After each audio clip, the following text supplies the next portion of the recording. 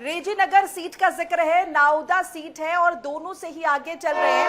और हुमायूं कबीर लगातार हमने देखा पश्चिम बंगाल के चुनावों में सुर्खियों में रहे हैं। इन सब के बीच अगर ओवरऑल बात करें तो बीजेपी आगे नजर आ रही है। बीजेपी 79 सीट्स पर और टीएमसी 68 सीटों पर। हुमायूं कबीर की बात करें, हुमायूं कबीर का जिक्र हमने देखा लगातार चल रहा था कि किस तरीके से मुस्लिम वोट बैंक में सेंध लगाने का काम करेंगे और इसका खामियाजा क्या ममता बनर्जी को उठाना पड़ेगा, ये देखना होगा। फिलहाल दोनों सीटों पर आगे नजर आ रहे हैं। रेजी नगर की भी बात करें और नाउदा सीट पर भी। नाउदा सीट पर विवेक कितना संघर्ष हमने देखा जब इलेक्शन में वोटिंग हो रही थी, उस दौरान भी यहाँ पर जबरदस्त संघर्ष देखने को मिला। और अभी यहाँ पर दोनों ही सीटों पर आगे नजर आ रहे हैं। ऐसे में कहीं ना कहीं हुमायूं कबीर ने अभी हालांकि ये रुझान है और नतीजे क्या होंगे, लेकिन फिलहाल जो स्थिति है उसके हिसाब से हुमायूं कबीर ने वो सेंध लगाने का काम किया है। मोनिका, ये बहुत इंपॉर्टेंट क्या एआईएमआईएम और हुमायूं कबीर ने मिलकर गेम बिगाड़ा है टीएमसी का? ये बहुत इंपॉर्टेंट क्वेश्चन है। रुझान के हिसाब से सवाल बनता है। ये सवाल मैं राहुल यादव जी से और तलान जी से भी पूछ लूं। राहुल, तलान जी, आपको क्या लग रहा है? देखिए, अभी कहना मुश्किल होगा क्योंकि देखिए मुझे अभी तो बंगाल में टक्कर नजर आ रही है। वो ठीक है, अभी रुझान है शुरुआती, लेकिन उस रुझानों में भी टीएमसी और बीजेपी में ये टक्कर की जैसा मुझे लग रहा है कि अभी उतना अंतर है नहीं। और ये हाँ, अगर जो हुमायूं कबीर 2 सीट से आगे चल रहे हैं तो फिर निश्चित तौर पर गेम बिगाड़ा गया है। और ये भी देखना होगा कि ओवैसी की पार्टी को कितनी से वोट मिल रहे हैं और वो कितना परसेंट। नहीं, ये भी एलिगेशन लगा कि हुमायूं कबीर को पर्दे के पीछे से बीजेपी का सपोर्ट है। देखिए, शुरुआती रुझान तो ये एलिगेशन धो देते हैं ना। अगर जो वो 2 सीट से आगे हैं और 2 सीट से वो चुनाव लड़ रहे हैं और दोनों पे आगे हैं शुरुआत में, सही है। अब वो रिजल्ट क्या होगा वो अलग चीज है, लेकिन जो ये अभी की स्थिति है उस पे मैं कमेंट कर रहा हूं कि अगर जो वो अभी भी शुरुआत में आगे हैं तो ये एलिगेशन रहे कहां जाते हैं। वो पॉलिटिकल पार्टी अपने एक दूसरे पे एलिगेशन लगाते हैं, लेकिन अगर वहां जो जिन मुस्लिम बाहुल्य सीटों से वो चुनाव लड़ रहे हैं और वहां मुसलमानों ने उनको वोट दिए तो वो एलिगेशन नाम की फिर कोई चीज रहे नहीं जाती है। मैं आरके मिश्रा जी इस वक्त हमारे साथ जुड़ रहे हैं। बीजेपी के प्रवक्ता आरके मिश्रा जी बहुत गंभीर भी नजर आ रहे हैं।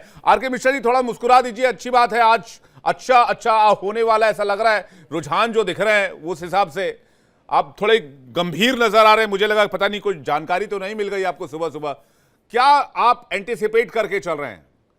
अभी जो हमारे पास आंकड़े हैं, बीजेपी 85 सीटों पर लीड कर रही है, टीएमसी 68 पर लीड कर रही है।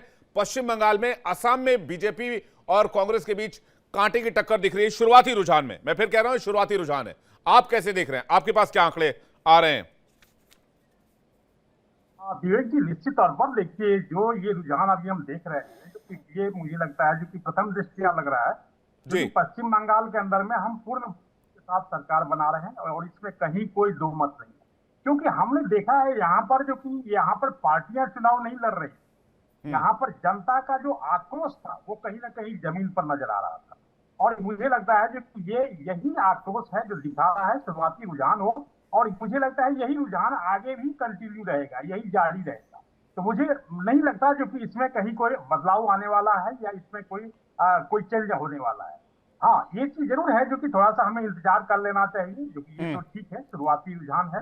लेकिन उसके बावजूद भी हम कह रहे हैं क्योंकि पश्चिम बंगाल के अंदर में जिस तरह से जनता का आक्रोश, जिस तरह से जनता के प्रति आपने 15 साल ही नहीं, मैं तो सीपीआईएम को भी जोड़ूंगा, मैं तो कांग्रेस को भी जोड़ूंगा, ये सारे अगर शासन अगर देखा जाए तो जनता के साथ हमेशा से ही वहां पर छल किया गया। और मुझे लगता है जो कि पश्चिम बंगाल को 50 साल पीछे धकेल दिया गया। तो ये सारी चीजें कहीं ना कहीं करके एक इकट्ठा हो गई है और जनता इस बार जिस तरह से भय से भरोसा की तरफ बढ़ी है, वो मुझे लगता है कि कहीं ना कहीं पश्चिम बंगाल के अंदर में एक बड़ी खबर आ रही है। बीजेपी 109 सीटों पर लीड कर रही है पश्चिम बंगाल में, ये इस वक्त बड़ी जानकारी मिल रही है। और टीएमसी 95 सीटों पर लीड कर रही है। कांग्रेस का खाता भी खुलता हुआ नजर आ रहा है। कांग्रेस के खाते में भी कुछ सीटें आती हुई नजर आ रही है, इसको हम जल्दी से अपडेट करेंगे। लेकिन ये बड़ी तस्वीर पश्चिम बंगाल की। असम में कांटे की टक्कर दिख रही है, वहीं तमिलनाडु और केरल में भी एआईएडीएमके, तमिलनाडु में और डीएमके के बीच फासला जो बहुत बढ़ चुका है, जबकि केरल में एलडीएफ यूडीएफ के बीच कांटे की टक्कर नजर आ रही है। राहुल यादव जी का रिएक्शन चाहेंगे, उसके बाद फुल स्क्रीन विजुअल पर नजर डालेंगे, ग्राफिक्स देखेंगे फिलहाल लेटेस्ट अपडेट क्या है रुझान के लिहाज से। राहुल यादव जी, आपका जवाब जी। आपका माइक चेक कीजिएगा, शायद म्यूट रह गया। देखिए, भले ही आप हमें आसाम में रुझानों में आगे बता रहे हो या फिर केरला में बता रहे हो, जहां कहीं भी बता रहे हो, भाजपा या टीएमसी को आगे बता रहे हो, ये देखिए अभी शुरुआती रुझान है। मैं रुझानों पर अभी कोई टिप्पणी और प्रतिक्रिया नहीं देना चाह रहा। जिस तरीके से पिछले कुछ दिनों से एग्जिट पोल को लेकर भी देश में जो माहौल बनाया गया, भाजपा को बढ़त दिखाई गई और एक नैरेटिव सेट किया गया कि चुनाव खत्म हो चुका है, लेकिन ये है कि भारत की जनता एग्जिट पोल से नहीं है, अपने हालात से वोट करती है। 5 राज्यों की जनता ने वोट कर दिया है, महंगाई के नाम पर वोट किया है, हम ये मानते हैं, बेरोजगारी के नाम पर वोट किया है, संविधान और लोकतंत्र के नाम पर वोट किया है। अब जो है आज नतीजे आ रहे हैं, तो इसमें देखा जाएगा कि अभी किस तरीके से जो हमें आंतरिक फीडबैक मिल रहा था, हमारे पास हमारे संगठन की तरफ से जो हमारे पास जानकारी आ रही थी, तो जनता में आक्रोश था, इसमें कोई किंतु परंतु नहीं है। महंगाई को लेकर भी था, बेरोजगारी को लेकर भी था, जिस तरीके से संविधान पर जो भाजपा की तरफ से चोट की जा रही है उसको लेकर भी था। ये सारी चीजें हैं, लेकिन कहाँ उसमें क्या होता है अभी चीजें निकल कर आएंगी, अभी स्थिति स्पष्ट होने दीजिए, इसमें अभी कोई टिप्पणी बनती नहीं है। बड़ा सवाल ये कि आप इसको शुरुआती रुझान मान रहे हैं, हाल के दिनों में अगर देखें तो यही रुझान रिजल्ट में कन्वर्ट होते नजर आए। नहीं, बहुत बार रुझान बदले भी है। एग्जिट पोल तो हमेशा ही बदलते हैं, रुझान भी कमोबेश बहुत से बार। सर आप हरियाणा का रुझान ले लीजिए, हरियाणा में जो रुझान और जो एग्जिट पोल थे वो अलग अलग थे, मैं ये भी बात मान रहा हूं, लेकिन हरियाणा के रुझान, दिल्ली के रुझान, इसके अलावा मध्य प्रदेश के रुझान, राजस्थान के रुझान, ये तमाम इलेक्शंस तो ऐसे रहे जिससे सबको चौंका दिया और रुझान ही बाद में रिजल्ट में कन्वर्ट हुए। 24 के लोकसभा चुनाव के रुझान पर भी थोड़ा प्रकाश डालिए, वो भी देखिए कहाँ क्या रुझान आ रहे थे और क्या हुआ, क्या एग्जिट पोल आ रहे थे, क्या हुआ, भाजपा क्या दम्भ भर रही थी और हुआ क्या। आज बैसाखियों पे आ गए ना, तो ये सारी चीजें हैं। देखिए अभी चीजों को स्पष्ट होने दीजिए। हम जो है अपने सकारात्मक मुद्दों को लेकर, अपनी गारंटियों को लेकर चुनाव में गए थे, हमने भाजपा की और चीजें सारे जनता के सामने रखी। अच्छा, एक सवाल बताइएगा, अगर जरूरत पड़ी तो क्या टीएमसी और कांग्रेस की अगर कुछ सीटें पश्चिम बंगाल में आती है तो आप टीएमसी के साथ जाएंगे? देखिए बड़े परिप्रेक्ष्य में इंडिया गठबंधन का जो है समय समय पर चीजें रही हैं। बहुत सारी बार भाजपा ने और एनसीपी ने भी दिल्ली में चुनाव लड़ा था, ये सारी चीजें हैं। नीतीश कुमार जी की पार्टी ने भी चुनाव लड़ा था भाजपा के सामने। ये परिस्थितियां तय करेंगी, पॉलिटिक्स में परिस्थितियां तय करती है, और वेस्ट बंगाल में भी बिना कांग्रेस की सरकार नहीं बनने जा रही, मैं आपको आश्वस्त कर देता हूं।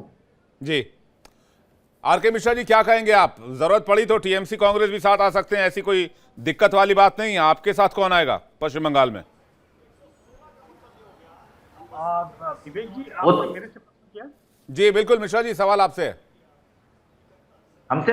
जी देखिए विवेक जी, पश्चिम बंगाल के अंदर में जनता यहाँ पर जो चुनाव लड़ रही है, मुझे लगता है जो कि जनता के सामने में बहुत सारे ऐसे मुद्दे थे, बहुत सारे ऐसे विषय थे जो कि उनके सामने बिल्कुल, चाहे वो रोजगार का मुद्दा हो, चाहे आप भ्रष्टाचार का मुद्दा ले लें या महिला सुरक्षा की बात कर लें, ये सारे विषय वहां पर थे और यही वो विषय था जो कहीं ना कहीं टीएमसी के खिलाफ गया।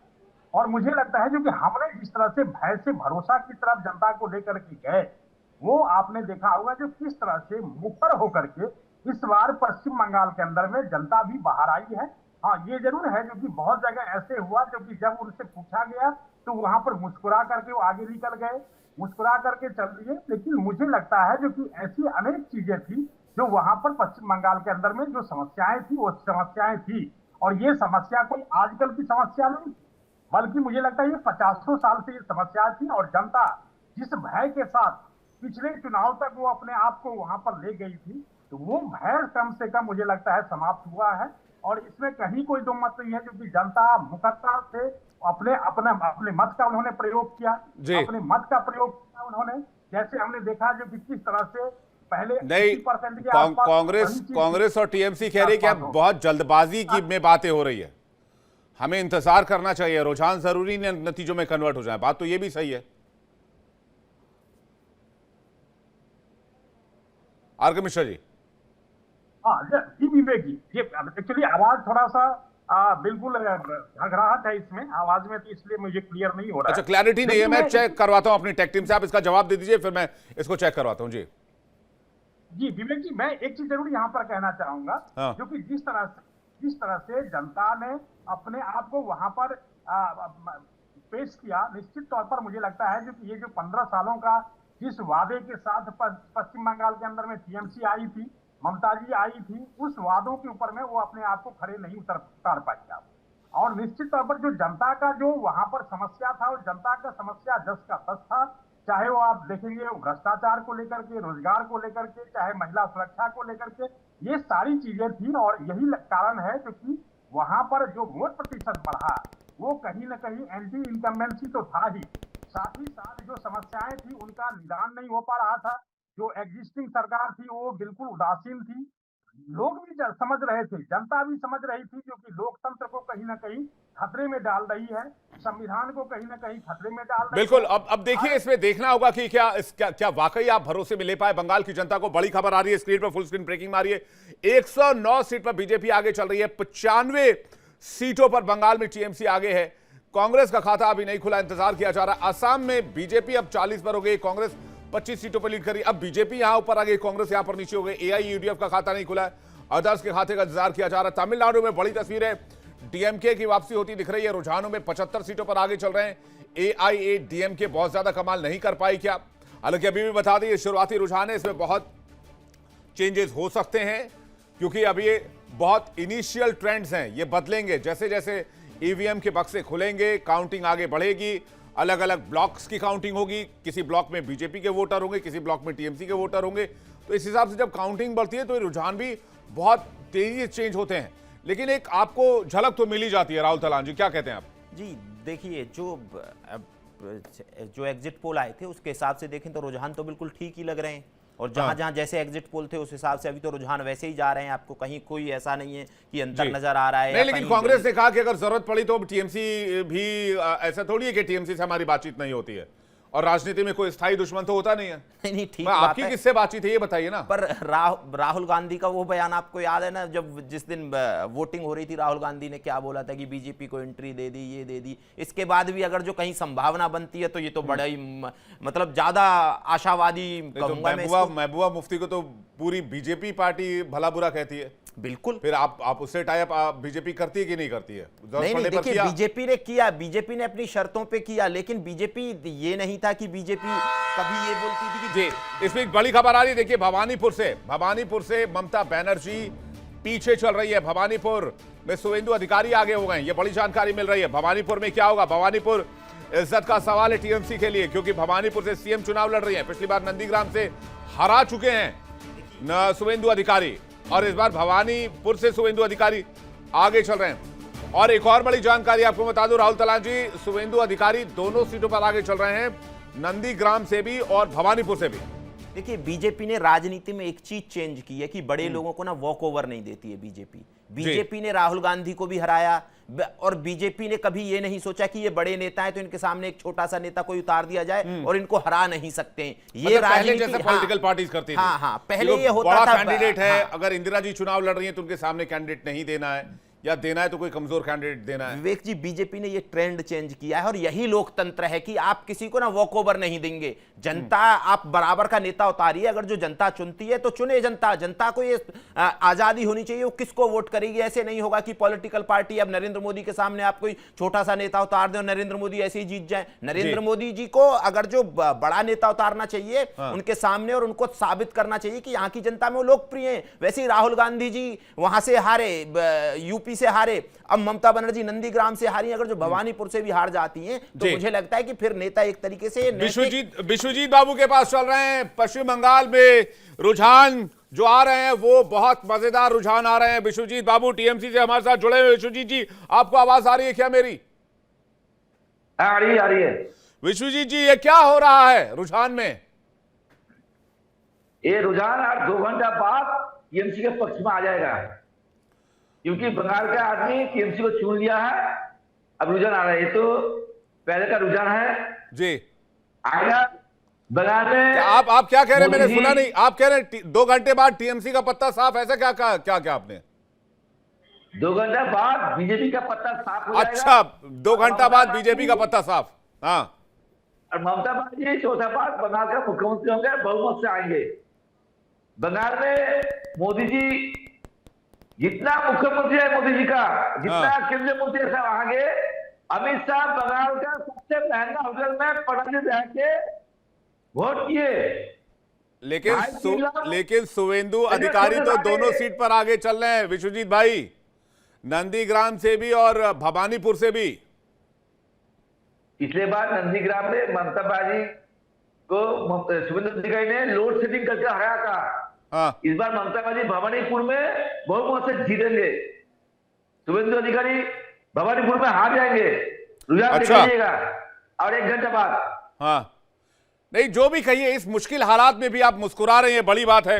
अब जो रुझानों में मुश्किल हालात आपके लिए दिख रहे हैं, हो सकता है बाद में पलट जाए, नंबर्स आपके फेवर में हो जाए, बीजेपी के अगेंस्ट हो जाए। अभी नंबर्स बीजेपी के फेवर में दिख रही हैं और फिर भी आपकी मुस्कुराहट बड़ी अच्छी है वैसे। बाय द वे विश्वजीत भाई, ऐसे ही मुस्कुराते रहिए आप और देखते हैं आगे। आप जिस बात को लेकर बहुत आश्वस्त दिख रहे हैं, मैं आर.के. मिश्रा जी से चाहूंगा वो इस पर रिएक्ट करें। उसके बाद राहुल जी आपके पास आ रहा हूं। और जल्दी ब्रेकिंग न्यूज प्लीज टीम देते रहिएगा, जिससे कि दर्शकों को हर ब्रेकिंग न्यूज से हम अपडेट कराते रहे। एक बड़ी खबर आ रही है, जल्दी उसका रुख कर लेते हैं। असम में पोस्टल रुझानों में बीजेपी को बहुमत दिख रही है और अभी बहुत इनिशियल ट्रेंड्स हैं। अब ईवीएम बॉक्सेस खुलने शुरू हो गए, ये भी जानकारी मिल रही है। पुदुचेरी में भी चूंकि कम सीटें हैं, 30 सीटों पर मामला है, वहां पर तो बहुत ज्यादा सीटें नहीं है, तो पुदुचेरी में भी स्थिति धीरे धीरे क्लियर होने लग गई है। वहां भी अभी रुझान बीजेपी के फेवर में जा रहे हैं। इंतजार है पश्चिम बंगाल का, तमिलनाडु का।